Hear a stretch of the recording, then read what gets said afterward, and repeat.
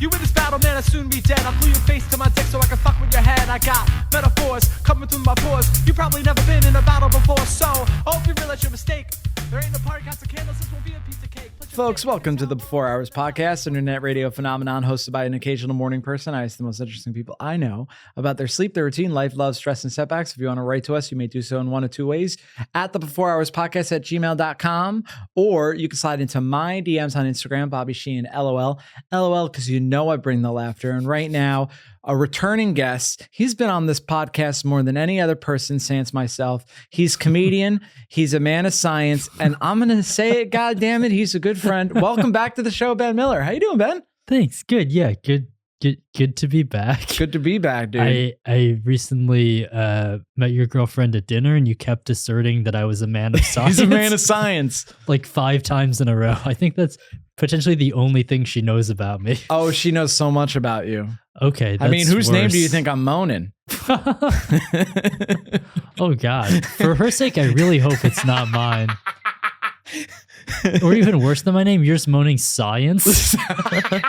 No, that's what you do, Ben. That's what you say. Plutonium. Oh, Pluton- It's your favorite element or something like that. Oh, or something like that. I know. We're just riffing. You just happen to think of an element that you would say while you're coming.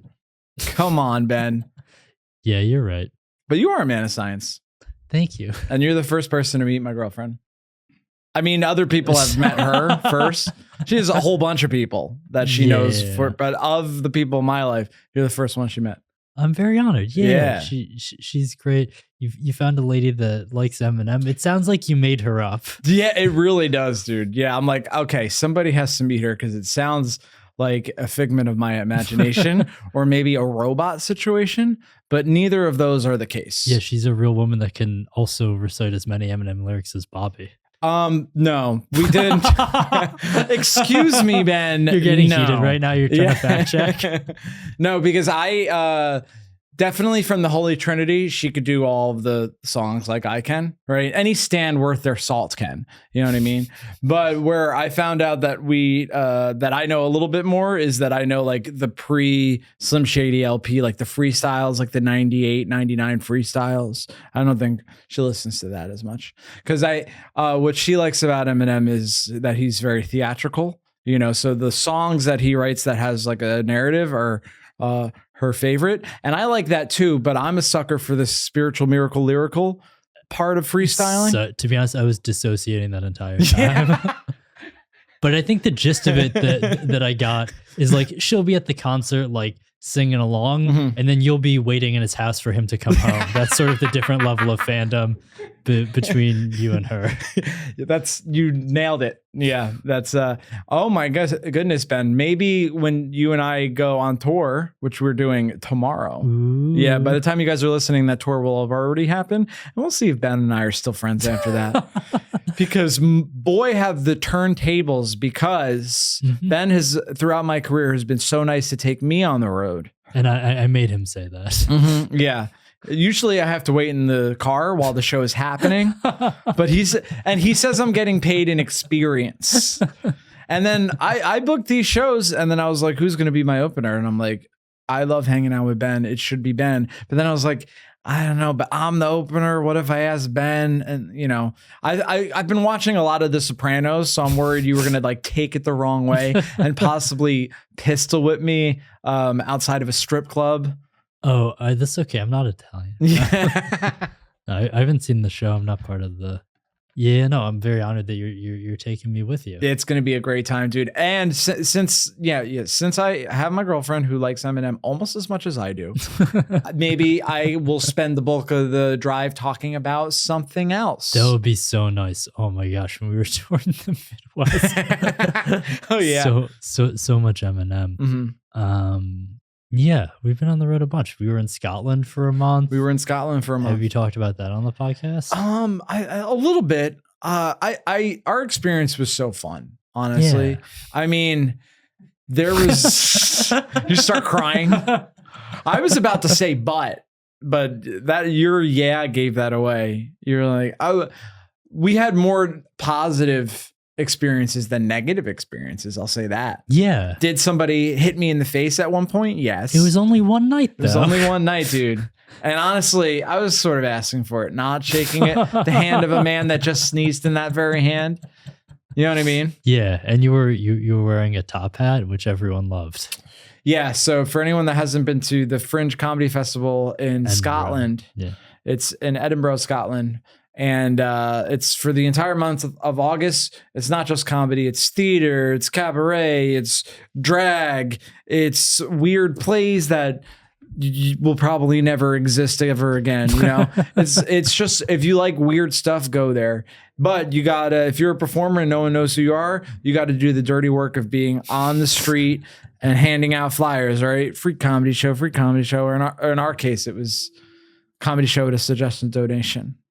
But so, because Ben and I and our friend Mark Henley, may he live forever, all three of us, we did a comedy show, compilation comedy show where everybody on the show was American. Sometimes we had a token Brit or even other, you know what I mean? But we each did our own solo shows. But in both scenarios, whether I'm flyering for our show together or my show that was later on that night, I was dressed like Abraham Lincoln.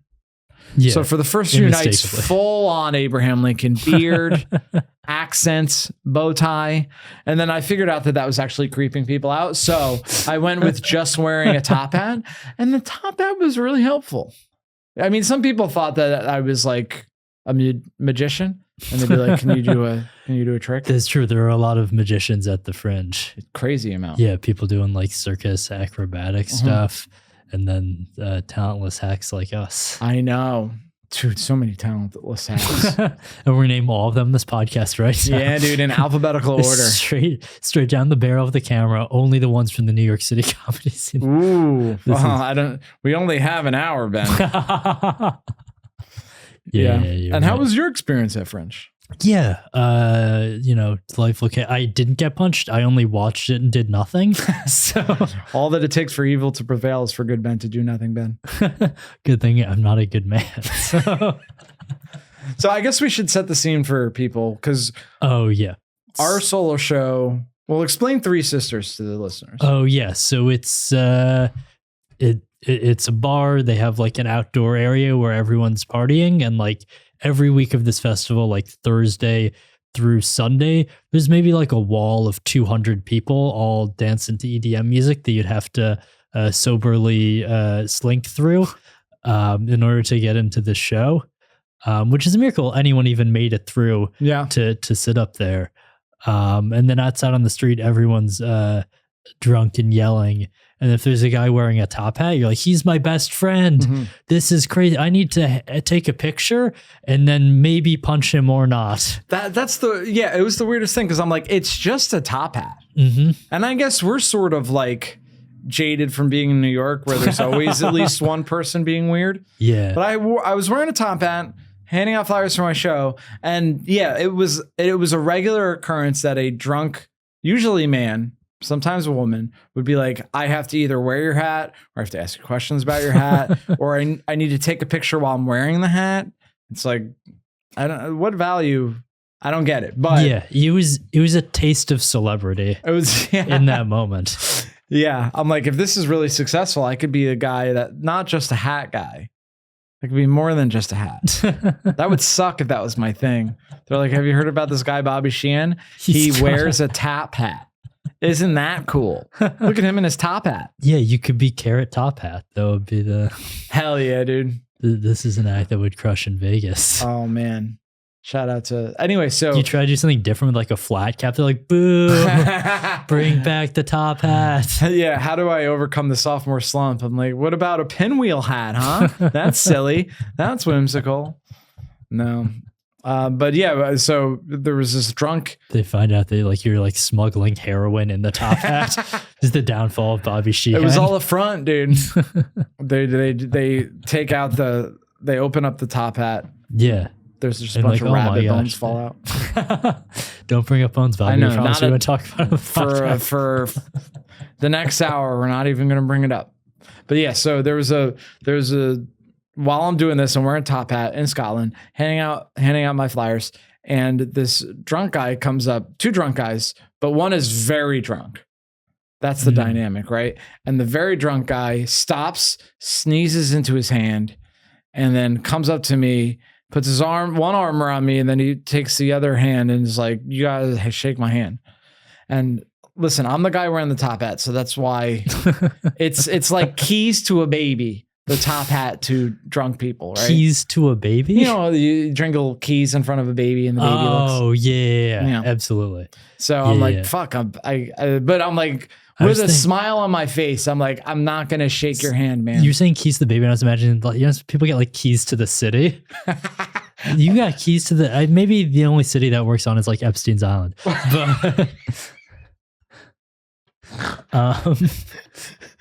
But you're right, jingling keys, more the adorable innocent one. I apologize. Damn, this got very dark. You somehow made the story about how I got assaulted on the street even darker. That's crazy. So I wouldn't shake this guy's hand, and he kind of looks at me, and then he fucking mushes me. I got mushed, which is somehow worse than getting punched, because it feels like something like that a mob guy would do to his girlfriend that got out of line. You know what I mean? I've been watching too much Sopranos. Yeah, this is Sopranos heavy episode. Just very disrespectful thing to do to you because you haven't seen it. Yeah. Yeah. Guys, sound off in the comments if you've seen The Sopranos. What character reminds you most of Ben? Okay. Yeah. Who would you think? Ooh, I don't know. Well, there's Noah. Noah is very smart. But he's a controversial character in the Sopranos universe because he briefly dated Noah, but he was, get this, Ben, half Jewish and half black. Tony Soprano briefly dated Noah? His daughter. Oh. And the storyline is Tony's like, my daughter can't date a black guy, which is very unlikable, but Tony is so cool that in the early aughts, everybody was like, what are you going to do? He's an old school guy. Yeah, you could get away with, this is just an accurate portrayal of racism in America. Mm-hmm. Whereas nowadays, you couldn't really put that on TV for your leading main character. Well, that's what's funny too, is because the Sopranos got a resurgence during COVID. Like people my age and younger started watching it because we had nothing to do during lockdown, and people are enjoying it. But then you saw scuttlebutt online about like, the guys are racist and homophobic. I'm like, yes, they're in the mafia. That's crazy. They're also doing crimes and murdering people. Yeah. Maybe these aren't our heroes. Maybe we could learn some lessons from these people. Yeah. But you are right. It was a time where the culture allowed the anti-hero to be flawed, by way of like racism or homophobia. Whereas like, I'm even thinking of Walter White that only came a few years later, and he wasn't either of those things, as problematic as he was, I don't know. But yeah, I don't know, because Noah's very smart. He goes to Columbia. And he's very smart. He's a little pretentious. People don't like him because he's pretentious, and you're not pretentious, although you are, as we said, a man of science. Yeah, I do everything in my power to not be pretentious. Although at an open mic before this, someone was talking about the light on like the spotlight, and he's like, "Oh, it must be like at least 4 or 5 watts, and so many lutherans right now." And during my set, I was like, "Listen, it's a light bulb in your kitchen's like 40 or 50 watts. There's no way the stage light is less powerful than that. And it's lumens, not lutherans." So I did get a little bit pretentious, but it was in the spirit of comedy and shaming a peer. You got to shame a peer. Oh, in that sense, you'd be very much like Tony Soprano. Tony Soprano loves shaming people. He's a big proponent of dishing it out, but not being able to take it. Oh. Yeah.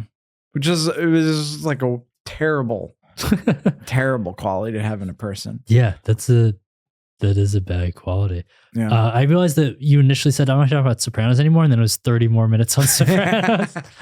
Yeah. All of this to say that I had a good time in Scotland. Yeah. Yeah.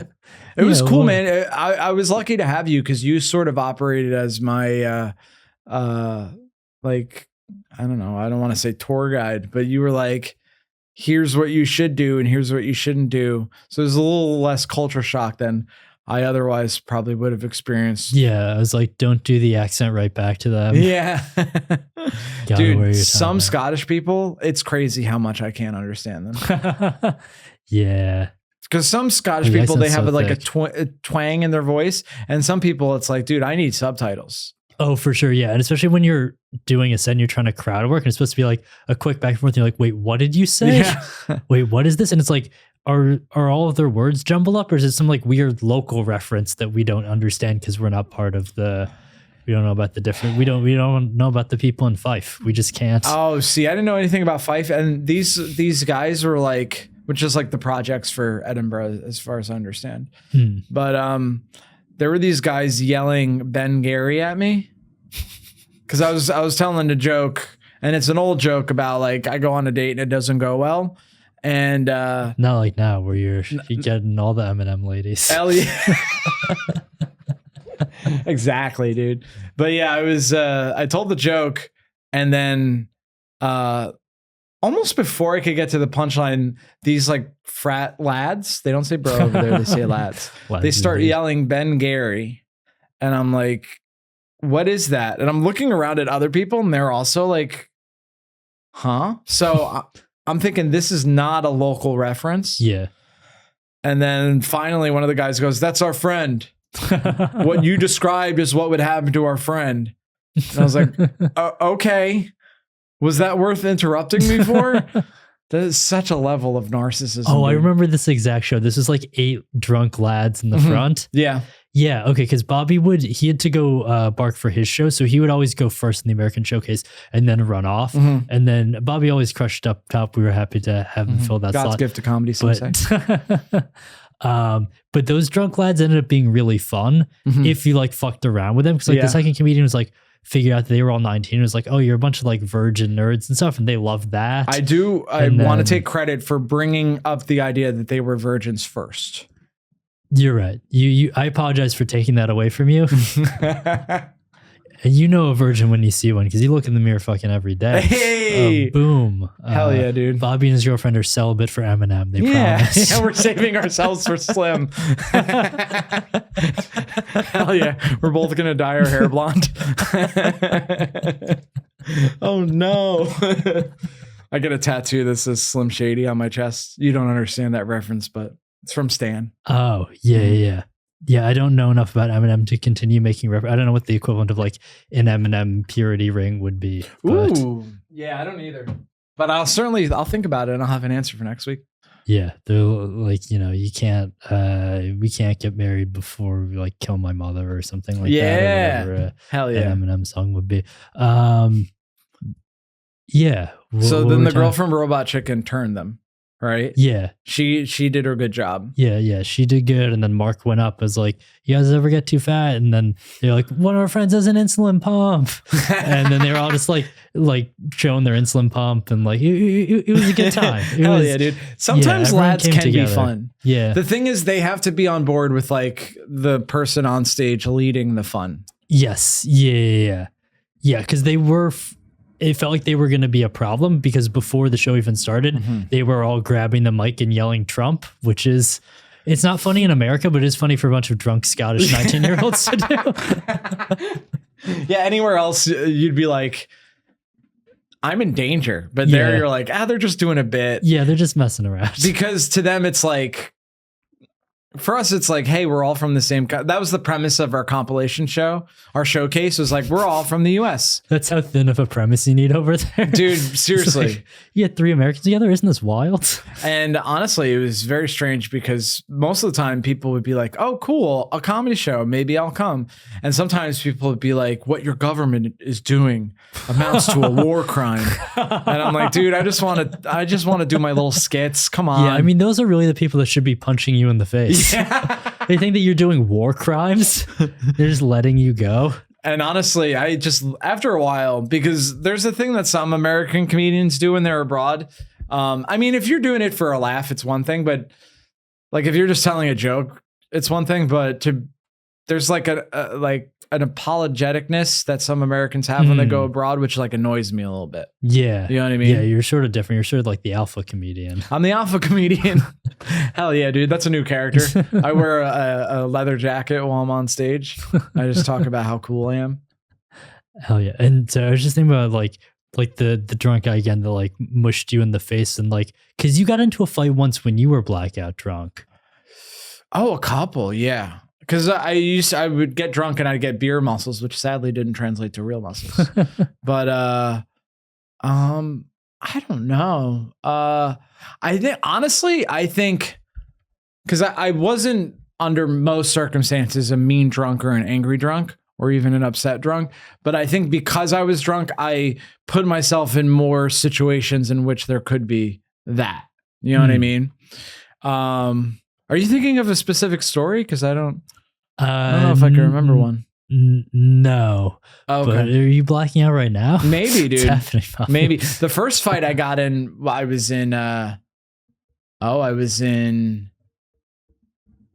this is when I was still in public school. So the oldest I could have been was in 6th grade, maybe 5th grade. Like the oldest I could have been was 23. I got held back a lot. Yeah. It was a Billy Madison situation. But yeah, I remember there was a kid that used to bully me, and we were like the same size too.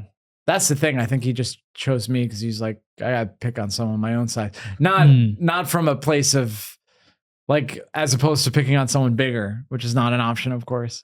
Okay, yeah. So he's like, everyone else it would be difficult, but Bobby I could take. Exactly, yeah.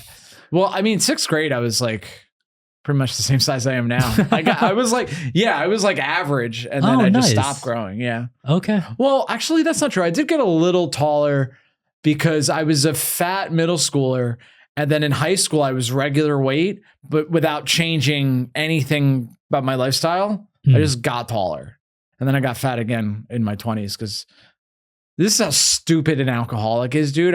I told myself the story that I had a really high metabolism. I was like, a really low metabolism. I'm like, I have such low metabolism. I'm putting it on and I can't lose it. Meanwhile, I was drinking like 6 to 12 beers a night, which is like, how many loaves of bread is that? You know what I mean? Yeah, you're like, oh, I must have a thyroid condition. Exactly, yeah. And the bartender's like, yeah, maybe see a doctor. Don't tell me about this. You know what I started getting? I stopped drinking when I was 25. I started getting heartburn at 25. And I was like, well, this is just heartburn is just when you cry around in your room. Heartburn, heartbreak, tomato.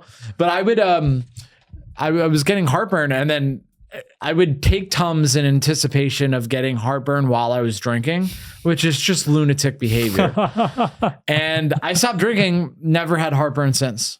Wow. And I don't know if it was related to my obesity or if it was just like the alcohol itself was giving me heartburn. I had no idea. Now I'm just imagining you and a Dwayne Reed reaching for the same Tums as like a 75-year-old man. Yeah.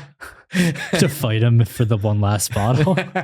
How did you even hear about Tums as like how did you know to go for the Tums? I don't know. Because like, clearly there's a physiological problem. Yeah.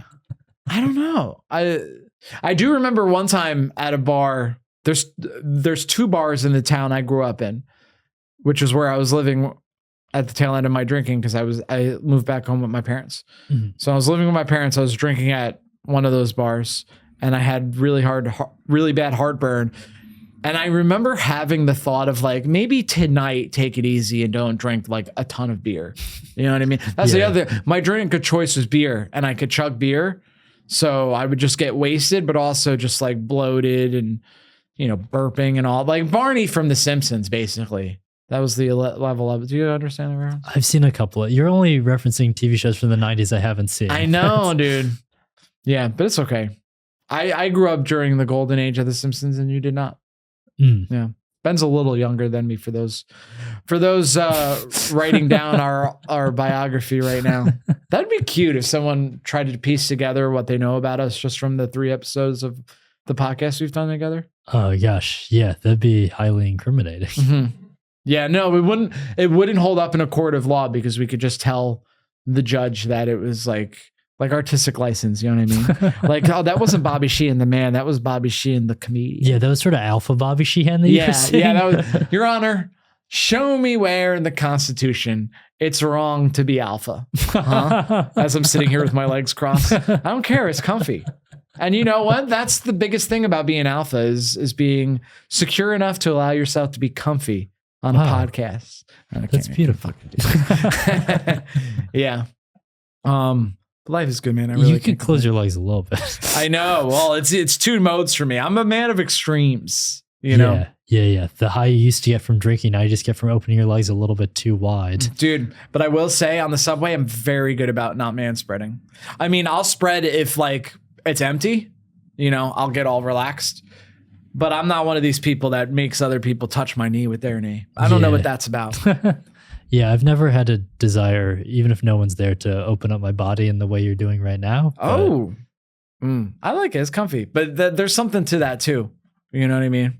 Yeah, to modesty. Honestly, I think if someone put a hit out on both of us, and let's say Connor's in on it. I mean, this is his podcast studio. Yeah, you haven't paid the recording fees. Yeah, exactly. So Connor's got to put a hit on you. Or at least be open to letting the hit happen here. You know, it's like Artie's restaurant in season 1. But why is that a Soprano reference? I don't know, dude. I don't know. I've just been watching The Sopranos. That's just the thing. That's the thing me and my girlfriend do. We talk about Eminem. We watch The Sopranos. She's actually very cool. Do you think if we got whacked on this podcast to make a good clip though? That would be. Oh my God! What if I orchestrated my own attempted whacking? Yeah. You know what I mean? I think probably worse than us getting whacked in the podcast is Connor would sell our bones to the museum next. Sorry, I said I apologize. 30 minutes, I already forgot.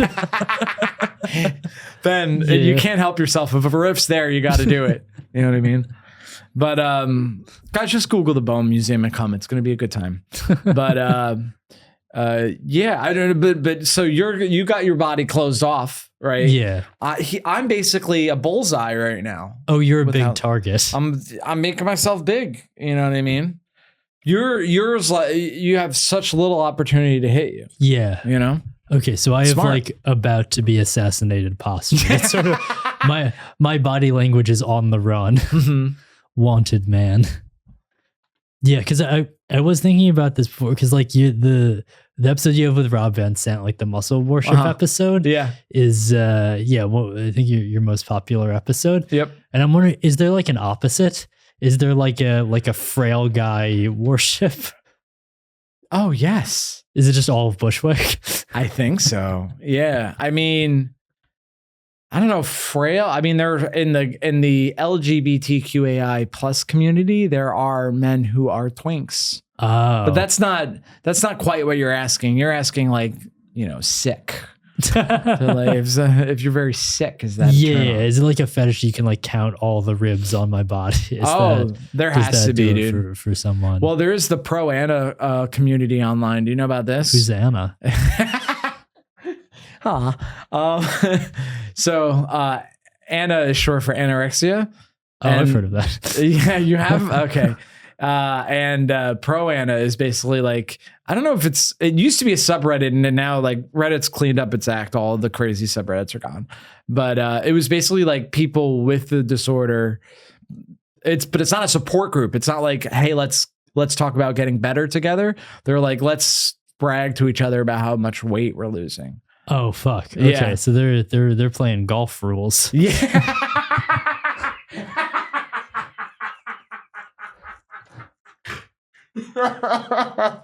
Yes, they are. Mm-hmm. And there's I think there's a pro bulimia, and there's a like a male equivalent happening right now. I think with like bodybuilding, because like on the gym subreddits, there's like memes about like blasting Tren, which is basically like abusing steroids. Okay. Yeah. So it's a similar vibe. You know what I mean? Yeah. Like my face when I take X amount of cc's of testosterone without telling my doctor first. And it's like, oh, cool. Oh, they're just free dosing themselves. They're really going for it. My understanding, and I'm not plugged into people that take performance enhancing Yeah, drugs. he's not plugged in. He has no I'm idea. not plugged in. folks. I have no idea. Although I did have to explain to my mom that creatine is not a performance enhancing drug. Yeah, Mom, creatine isn't. Whatever Lance Armstrong was doing isn't. I'm only looking at gay porn because it raises my testosterone. Yeah. Sure, my coach used to coach Russian Olympians, but that doesn't mean he's done anything wrong. Yeah, but yeah, I listened to this guy, Mike Israetel. Listeners to the podcast, so I'm a big fan of his, and he's a bodybuilder and just like a cool, funny, entertaining guy to listen to. But he has a line that sticks with me because he says, safer steroid use.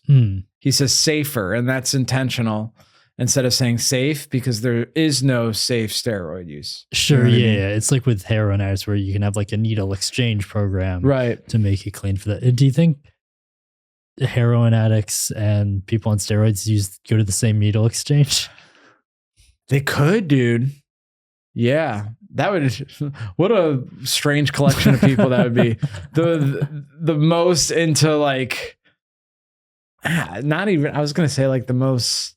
They're not health. People taking roids aren't health conscious though. Yeah, or they think that they are, or do you think they know? I think it's a whole spectrum. I think there are people that are like, oh yeah, there's nothing wrong with this. But I have like delved into like the weirdest part of the internet where there are some people. Well, that's why I liken to like certain steroid users to like the pro-ana movement that I was talking about. Cause they know there's no delusions, but they're like, this is the price of looking good. Yeah. You know what I mean? So like they're totally happy, like sacrificing longevity even. Or even short-term health. Oh, they just want to look looking a pretty certain for way. like 30 years. They want to look good in the coffin, so to speak. You know what I mean? Yeah. So Benner, would you be interested in like, helping out this community?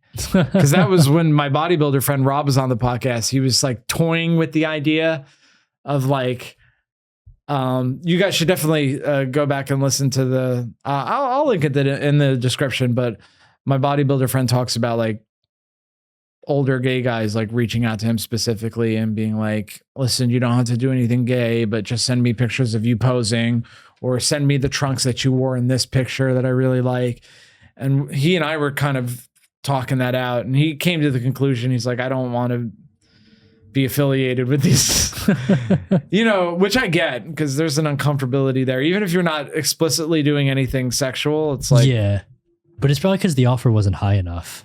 well, it's like the old. I'd go back to Rob's episode, offer him a little bit more money. Yeah.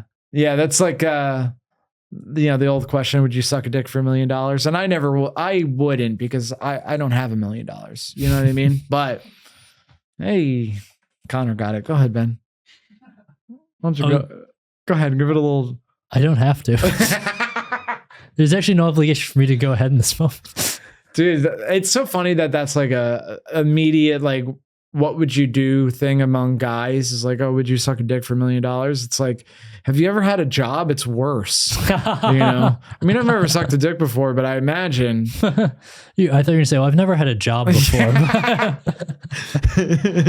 I had a job sucking dick, but you know what they say? If you love what you do, you'll never work a day in your life. Yeah, I don't know. I don't know. I don't spend as much time as I used to, like checking out the weird corners of the internet. Is that a way you spend your time or have ever spent your time? Not really. I mean, I feel like the corners of the internet that I'm on are just like, here are fun cooking videos, or like, here's people like building silly things and stuff like that. I don't know how deep I've gone in the internet. Yeah. I mean, I definitely do see the videos on the side that have all the weird suggestions about, Antarctica being fake, flat Earth, blah, blah, blah. So, because the algorithm knows you like science. Yeah, it's just like, this is almost science.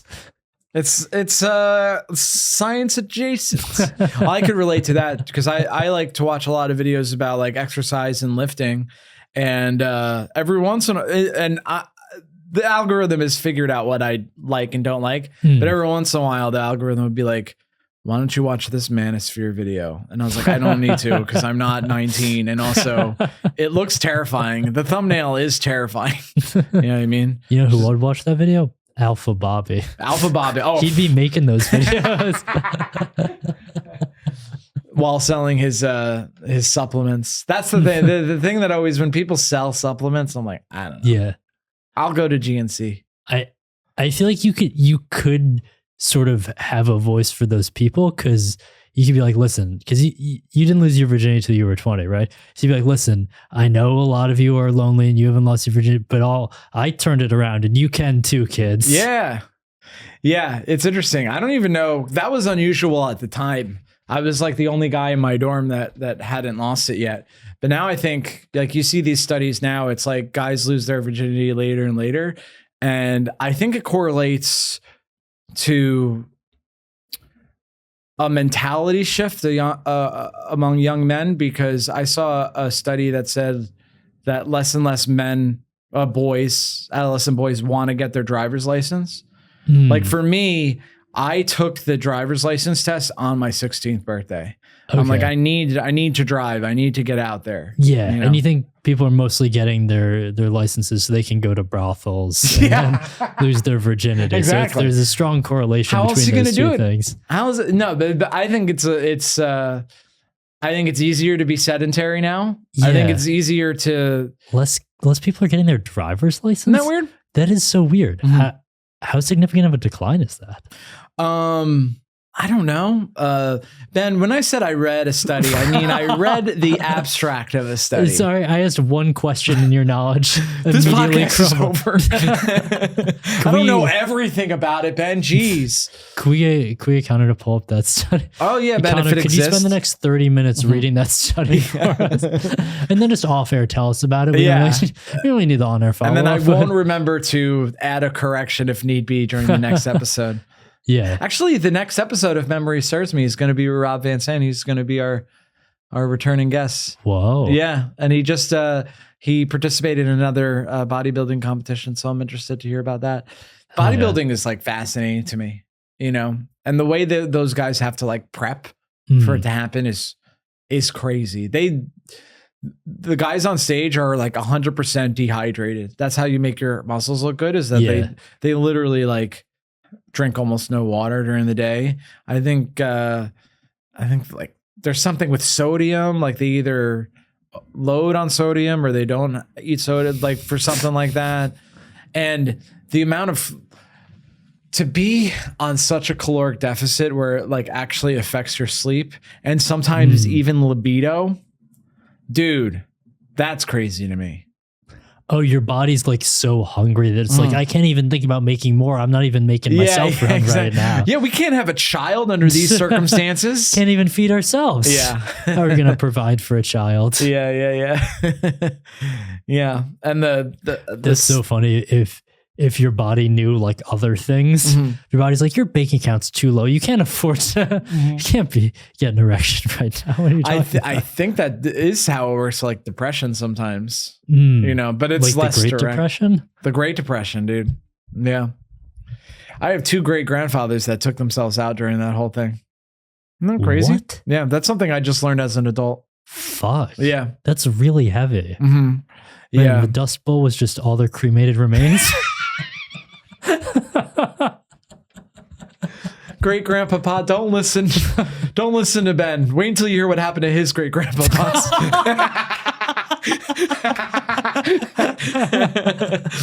No, dude, we actually made it out. Oh yeah. Yeah, we all made it out. Ben's of the Ashkenazi posse, if you didn't pick up from that. Early 1910s.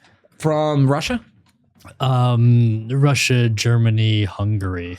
And so you're the descendant of Jews that were like, let's get out way before things get crazy. Yeah, in Gen Z speak, they're like, the vibes are bad. The vibes are bad, dude.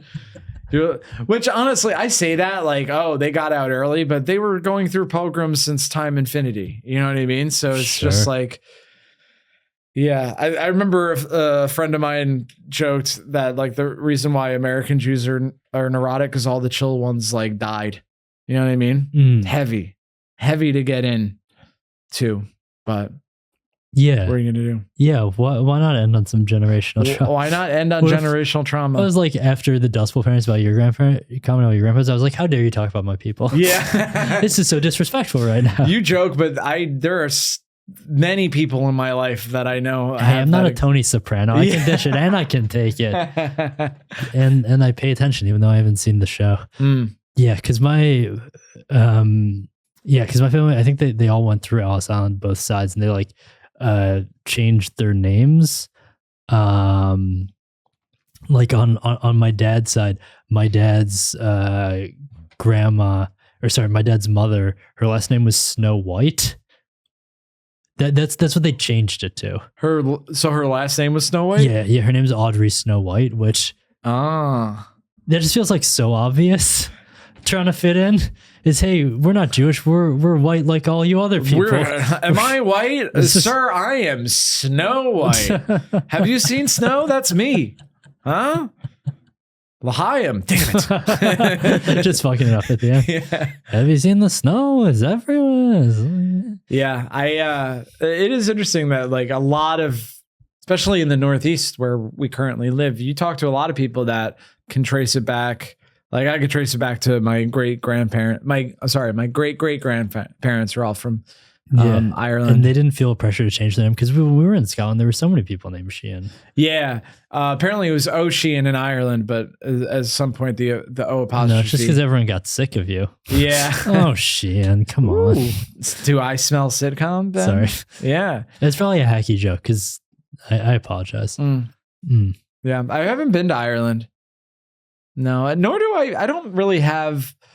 If I was in Ireland, I'd be like, oh, this is kind of interesting. This is where my ancestors came from. But I wouldn't have this like this. I'm in the home country. You know what I mean? I'm in the. But that's how they'd react to you when they saw you in that top hat. Yeah, he's home. There was a time where an old Irish guy came up to me and he was very drunk and he was smoking a cigarette. And we're talking about Eastern European people. And then, I start talking like that. But this Irish guy was like, are you Irish? And I was like, no. And he's like, but your ancestors are, right? And I'm like, yeah. And he's like, hell yeah, dude. He's so happy. Which is interesting to me because I know the only people from Ireland that I come into contact are like younger liberal people that are like so annoyed by a certain type of Irish American that like, some would call a plastic patty, right? which is like it's like stolen valor basically. Like, dude, you were born in New Jersey, you don't speak Gaelic, you don't know anything. Stolen valor, stolen me lucky charms. Yeah. Exactly, dude. Yeah. Oh my God, the amount of times people either call me a leprechaun or Mark Zuckerberg. Yeah, which is neither is particularly flattering, but yeah, it is what it is. What are you gonna do? Sometimes Chris Gethard, but less people know Chris Gethard, and also I don't wear glasses as often as I used to. Because of that particular reason? No, I don't. This is how weird my life was when I first started comedy, because I was newly sober, right? And living on my own, I had lived on my own before, but this was like different, because I live in college and that's not really living on your own. And then I was in Europe, but I was sort of doing like the classic, like post-grad ESL guy, not really growing up, drinking like a lunatic, eating frozen pizza every night, So when I moved to New York, when I quote unquote moved to New York, I lived in Weehawken, New Jersey. Shout out Weehawken.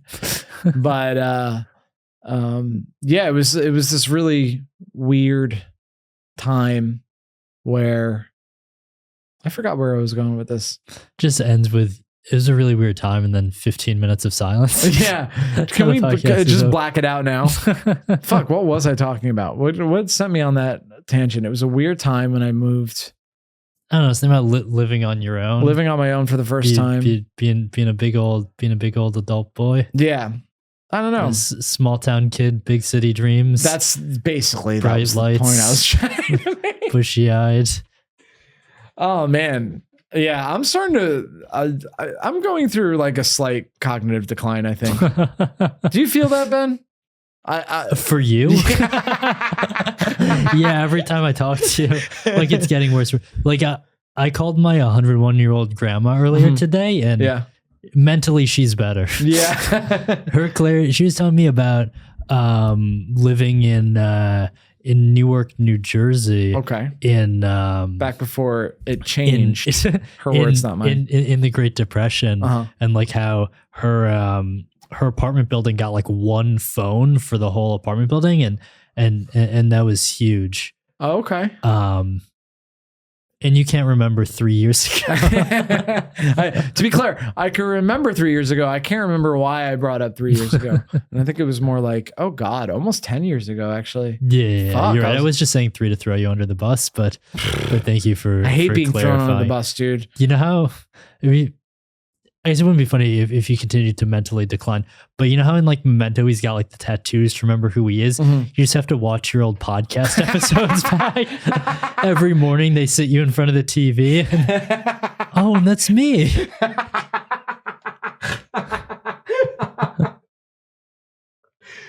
Let's hope it doesn't get to that point, dude.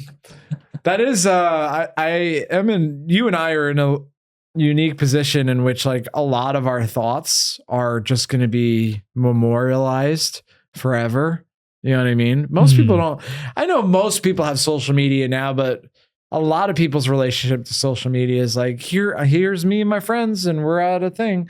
You know, it's not like, here's what I think about Jimmy Carter or whatever. Yeah. Oh my God, Jimmy Carter, by the way, we're recording on October 1st. He's officially 100 years old. Yeah. My grandma's 101. I know, she beat him. Yeah. So you talked to her today? Your 101-year-old grandma. And is she all there? Her brain? I mean, you can like have a conversation with her. I mean, I think she's probably had an amount of decline. If you really want to, if you really want to get into it, and make me shame my family on this. Don't shame your family on the podcast. Although I was very brave about opening up about the unalives on both sides of my family. That's what creeped me out, dude. I get that it was the Great Depression, but the fact that it was on both sides, yikes, with a capital Y. Yeah. But anyway, Jimmy Carter, he hasn't killed himself, although he probably wants to. I bet, dude, because he's been in hospice for I think more than a year now. Which Shit. I mean, my understanding of hospice is like, yeah, they're on their way out. Yeah, but he's like, don't treat me anymore. I don't want any more treatment. I just want to not be in pain. And then his like peanut farmer genes are just hanging on. Isn't that crazy? This was born in 1924. Wow. Means in 1944 he was 20. Yeah, I mean you could have done that in your head, I guess, Mr. Man of Science. Wait, was he in? Did he serve in World War II? He no, I think he's a draft dodger. No. Why couldn't I think of the word draft dodger? I apologize. And well, more than that is like you thought that a president could have. Although we've had Bill Clinton, Donald Trump, and Joe Biden. Hell yeah, get him. No one's safe. No one's safe. 50 minutes into this podcast. Yeah. Oh, gloves really good. Yeah. The former presidents, I really.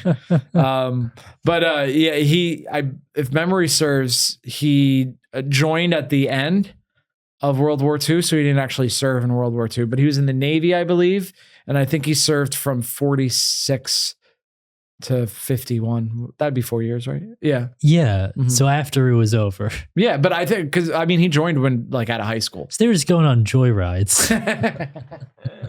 I actually considered joining the Navy for a little while because I thought because I'm like, I would like to be in the military, but I don't want to be in a scary branch.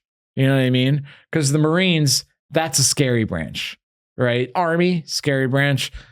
Air Force, I wear glasses. I don't have 20/20 vision. Space Force didn't exist yet. But the Navy, I'm like, you're just on a boat. You're fucking other guys in the ass. Like, it's a good time. You know what I mean? And that's that's essential when you're signing up. Like they have like different recruitment videos. Like for the Army and the Marines, they're recruiting based on Call of Duty video games. The Navy, they're recruiting on Lemon Party. Yeah. Sour Lemon, whatever it's called. Lemon Party. Don't, you said it right the first time, and then you're like, oh, or whatever it's called. As if I don't have a bookmark on my phone right now. Yeah, well, you have a ton of tabs open. So why wouldn't that be one of them? That is an interesting fact about you, Ben, is that you always have an infinity amount of tabs open on your phone. Yeah, so many. Yeah.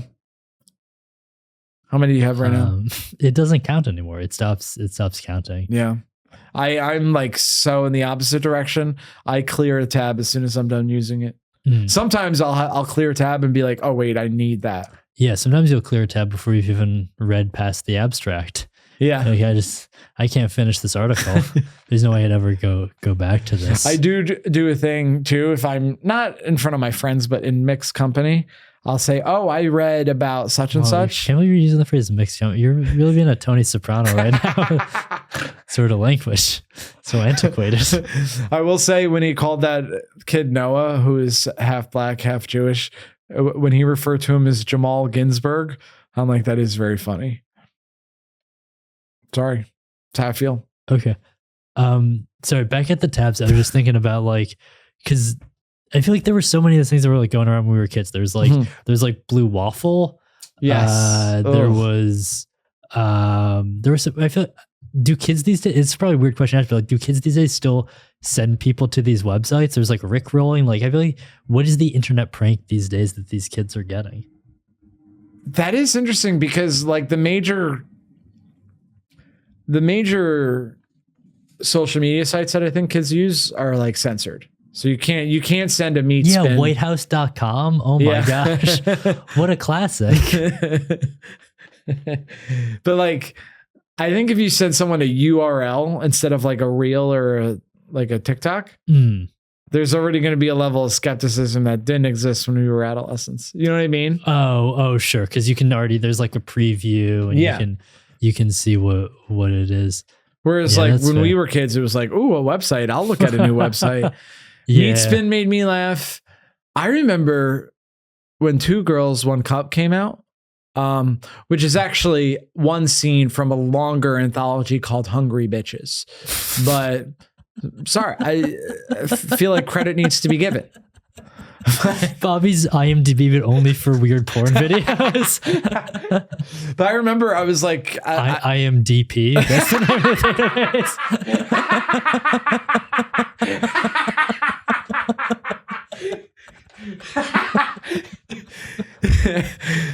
Oh man, if that URL doesn't exist, we're gonna make it.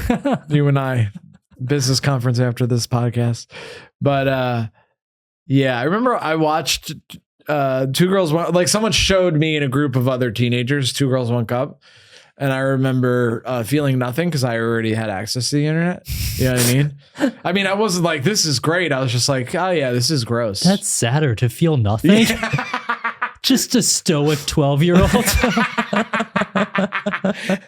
I think I must have been old enough to drive, but yeah, I was just smoking a cigarette. French existentialist teenager. Aren't we all eating from the cup of shit that is life?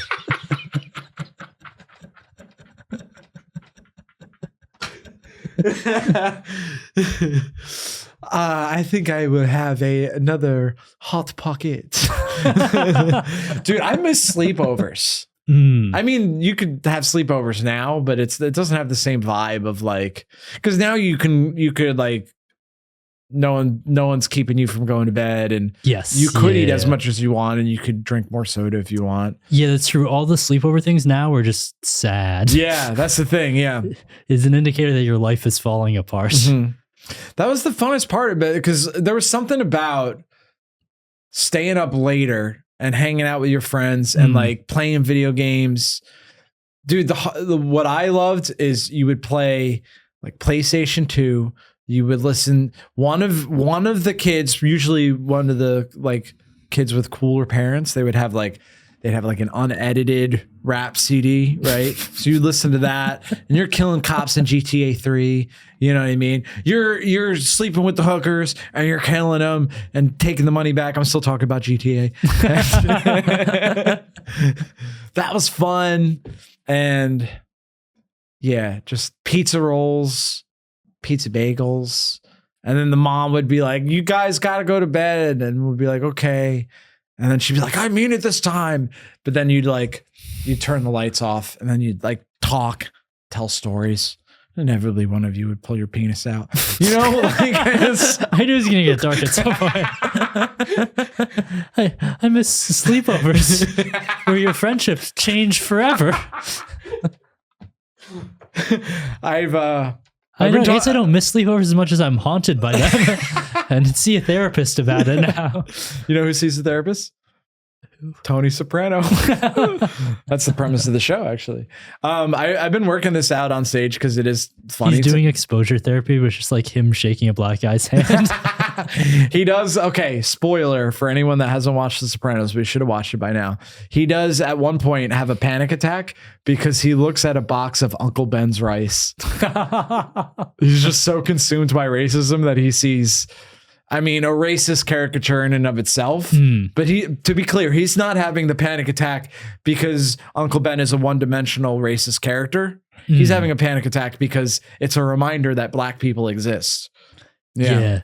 That's so funny though, to be scared by a one-dimensional racist character. He's also scared by like scarecrows in a field. Yeah. It's like, fuck, he's coming again. I can't even have these crops now. When I was I've been working this out a little bit on stage because the riff I did about the sleepover just reminded me of this. There is a kid that I used to hang out with, and he had a trampoline, and we would jump on the trampoline, and inevitably he would show me his dick and balls, you know, and which I would have preferred not to happen. You know what I mean? But I loved the hell out of the trampoline. Yeah. You know, so I was like, what are you going to do? Yeah, it's the trampoline tax. Yeah. Exactly, dude. Everyone knows you got to pay the trampoline tax. To me, it was like, you know, the old joke of like, oh, you put peanut butter on your balls to have your dog lick it off. I was the dog and the peanut butter was the trampoline. You know, I just couldn't resist, you know. Actually, they did have a dog too. You enjoyed being up on the trampoline because it was further away from his dick. Just a moment of freedom. Well, the first time he did it, I was like, oh, okay, that's like for shock value. Because it wasn't like, of course, it's an alt comedy bit. I get it. He's very sophisticated. He was even as a child, he was very into, you know, I almost said Kafka, not Kafka. Kaufman. Yeah, I'm such a fucking idiot, dude. I'm such a dumbass. Second and third time, you're like, okay, it's a callback. I get it. Yeah, well, because he was never like, he never made me touch it. I never touched his. You just did that on your own. Yeah, you just felt drawn to it. I did feel a little weird that was bigger than mine, but whatever. But you know, we all have things in life. You know, like he had a trampoline and a bigger penis. Actually, that's not fair. What the hell did I have then? I guess I had the privilege of not having the experience that makes you pull out your penis as a little boy. You know? Yeah. Sad. Did you have a trampoline growing up? No, I had a trampoline friend. Oh, okay. And weirdly, no tax. It was a bit of a tax haven. It was sort of like the Cayman Islands of trampolines. That's great, dude. I have an emotional breakdown in the subway. I'm like, I'm just so upset about taxes. And they're like, I mean, no one likes to pay them, sir, but this seems unwarranted. I'm like, I hated the tax. I hated the puby, greasy, smelly tax. All I wanted to do was do a flip. I did a front flip on the trampoline, but I never did a back flip. This is me trying to move the conversation. Yeah. So we don't end on just a lot of trauma? A lot of trauma, dude. And speaking of a dog, because I used the dog in that analogy, they had a dog that would bite me every time. And that was just like, they were like, oh yeah, the dog bites. That's how some people the dog feel. Was like, hey, that's my dick. Yeah, exactly. So I'd have to walk across this like yard to have a dog bite me, right? And then I'd jump on the trampoline, pay the trampoline tax. I remember one time I was walking away from the trampoline, like my mom picked me up from the play date, and the dog came up and was like biting my ankle, right? And not breaking the skin, not like just, you know, just a not properly trained dog, you know, and it's biting my ankle. And my mom's like, come on, Bob, we gotta go. And I'm like, Mom, this fucking dog is biting me. And my mom was like, which I never talked to my mom that way before, but I was like, I was actively being bit by a dog. You know what I mean? And then just my mom being like a busy mom. She's like, come on. I'm like, so my mom's like, you said the F word at so-and-so's house. You have to apologize. So she made me get in trouble with a bloody leg. You're like, dude, it was crazy because they made me. She was like, now, do it now. So I like rang the doorbell, and this lady, the mom of the trampoline taxer, she's like, yeah, and I was like, I'm sorry for saying the F word in your lawn while your dog was biting. I threw in a little bit. I was like, while your dog was being a lunatic, and she's like, oh, all right. I was like, yeah. I watched my mom be like, "Oh, she didn't care about that at all." Sorry, I have to go back to being a bad mother. Yeah. Oh man. Well, I can't think of a better way to end the podcast, Ben. I appreciate you coming out, and let's see your podcast. We'll do plugs. Just a reminder, I believe this one's going to come out on October 13th. So. Tell the people where they can find you and anything you got going on. Oh gosh, yes. You can find me at This Is Ben Miller on Instagram. I'm hitting the road a bunch next year, all over the US, internationally as well. So keep an eye out for that. Also, benmillercomedy.com if you like websites that aren't Lemon Party, that sort of stuff. Yeah. And guys, make sure to check out lemonparty.com if you're too young to understand that reference. You'll have a great time. And remember, folks, early to bed, early to rise makes a man healthy, wealthy, and wise. I'm just playing night owls. You know I love you. Thank you.